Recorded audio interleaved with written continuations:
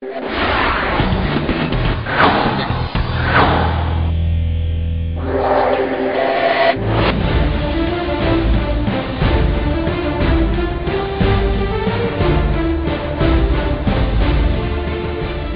cicak versus buaya yang terjadi belakangan ini terus menguras perhatian publik. Entah sampai kapan masalah ini akan selesai, publik pun bertanya.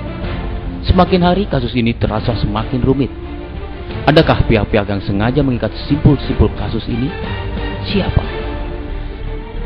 Cerita yang terjadi saat ini jelas tidak muncul serta-merta. Kenapa Bibit Chandra dipenjara? Kenapa Anggodo dianggap perlu ditahan? Kenapa pula harus ada kriminalisasi? Kenapa dengan Susno Duaji? Dan kenapa ada dukungan luar biasa? Semua kata kenapa tentu ada yang membuat. Termasuk kenapa kasus Ari Muladi terkuak kembali. Kunci penting konflik cicak versus buaya seharusnya dimulai dari riak yang mengakibatkannya, yaitu kasus dugaan pembunuhan Nasruddin Zulkarnain oleh Antasari Ashar. Bukan Anggodo yang namanya justru menyeruak dari buntut kasus ini. Kecurigaan semakin memanas ketika pada tanggal 16 Juni Antasari membuat testimoni bahwa penangkapan dirinya terkait dengan kasus yang ditangani KPK, yaitu dugaan korupsi PT Masaro dengan tersangka utama Komisaris Utama PT Masaro, Anggoro Wijoyo. Testimoni itu bocor ke publik dan muncullah istilah kriminalisasi KPK.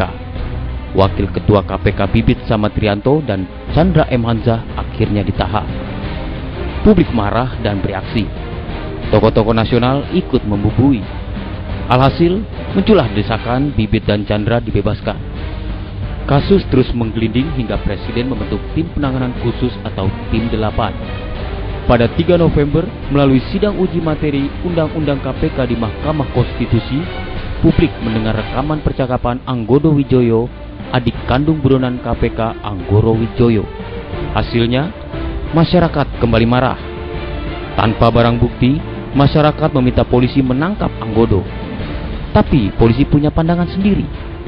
Di depan Komisi 3 tanggal 6 November lalu, Kapolri mengatakan penangkapan Anggoro akan menyalahi hukum. Karuan saja masyarakat geram dan kembali menuduh polisi berkonspirasi dengan sindikat koruptor. Kabar Reskrim Susno Duaji juga menjadi tokoh sorotan publik yang dianggap pantas bertanggung jawab. Pertemuan Susno dengan Anggoro di Singapura dilihat publik sebagai upaya kong kali kong pihak kepolisian dengan koruptor. Padahal, sesuai keterangan Susno, pertemuan dirinya dengan Anggoro adalah bagian dari proses penyelidikan.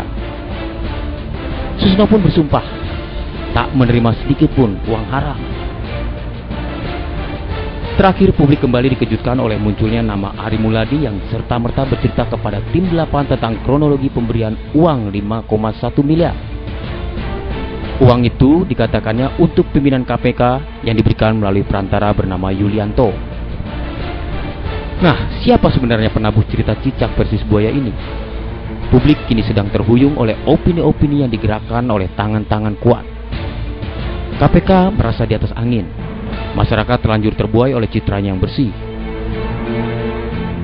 Padahal orang-orang di dalam KPK hanyalah manusia biasa yang diberi hak imun untuk menyelidiki dugaan kasus-kasus korupsi. Tapi bagaimana dengan Polri dan Anggodo yang seolah-olah dijadikan aktor antagonis? Awas, kita jangan lengah. Bagaimana dengan Antasari? Perlukah sosok ini dilupakan? Ingat, rangkaian cerita ini belum berakhir pada bab yang akan menuntaskan alurnya. Antasari perlu didengar. Mungkin saja dia akan berani menceritakan siapa-siapa yang bermain di alur cerita panas ini.